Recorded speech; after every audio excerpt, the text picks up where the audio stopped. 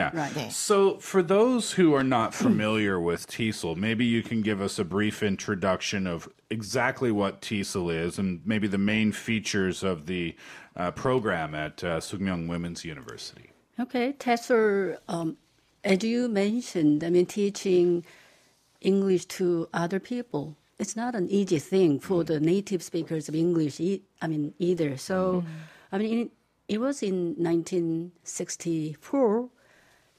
They held a really big conference, international conference, to address the issues of teacher development or teaching foreigners or second language learners.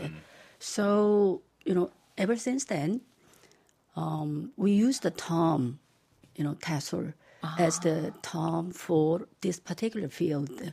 I see. That was 1964. Wow, way back in 1964. After that, in 1966, 2 years later, an international organization named as TESOL was established. And then that name eventually became the name for the field. I see. Yes. Okay. To my knowledge, yes. So if you'd like to tell us a little bit more about the TESOL program that you have in Sookmyung University. Yes, in Korea, Sookmyung implemented the first TESOL program in 1997, a while ago. And ever since, we have been really innovative. And this year particularly, we hosted an event, TESOL Beyond. It is a really inclusive term. It means some concepts such as beyond your expectations, beyond national boundaries, beyond borders, beyond the classroom areas. So it means a lot. And then we wanted to expand our, experience beyond the regular things, plus beyond even Korea. And that's why we started a new program. It's a totally online program, but it's something different from the previous online programs in many different ways. And I call it smart language learning. Smart language learning. Yes, it is short for SMELTH. SM is short for Sookmyung. Okay. And ELTH is short for English language teaching. But I try to use the nickname smart language teaching. I see. And then, Sookmyung provide 50 hours, very interactive, real-time, face-to-face online program. And then ELTH is provided by Cengage Learning and National Geographic Learning. And ETS is involved also. ETS, it's a real big name to assess the learner's achievement at the end. TOEIC questions are coming from ETS. Sure.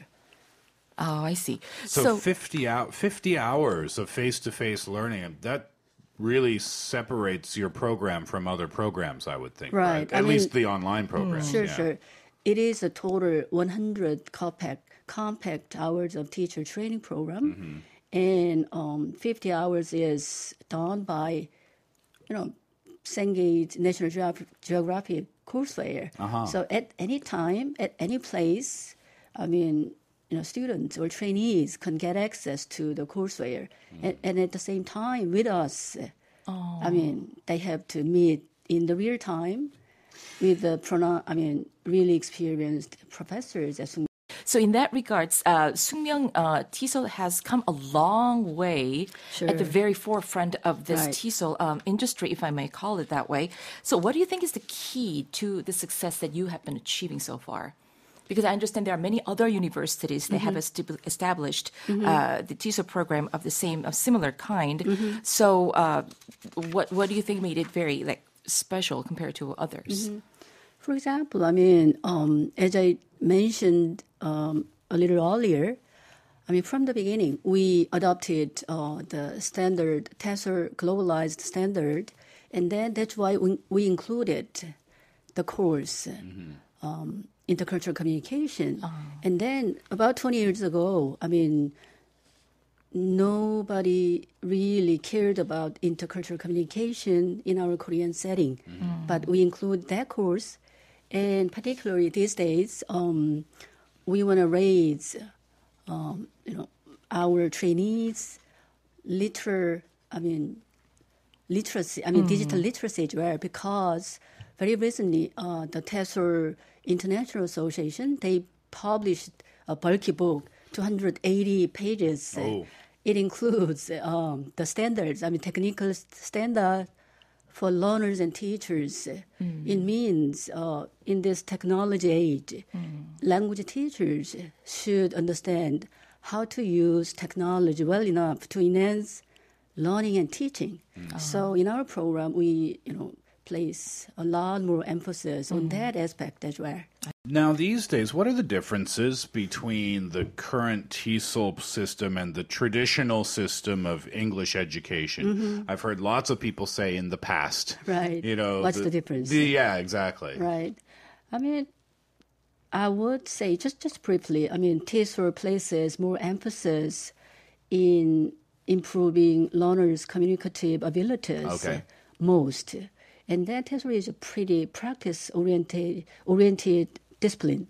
So how to apply a theory, it is most important in the TESOL profession. And then we focus more on hands-on things. I see.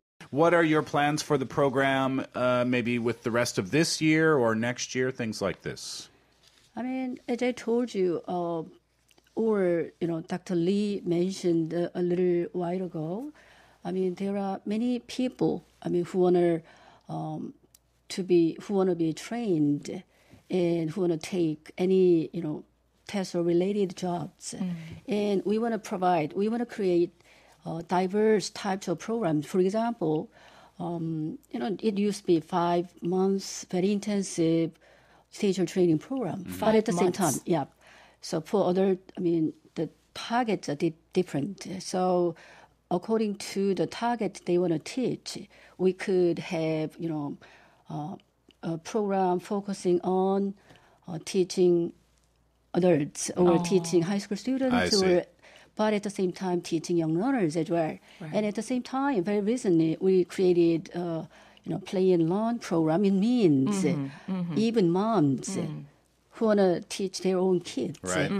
They can just play with their own kids. Right. So, there are various types of, teacher training programs. Sure. So depending on their needs or depending on their demands, they can pick and choose because several universities all across the country, they provide, ingenious types of, different types of programs. So our listeners or people who want to, stay in the teaching field, they can just pick and choose.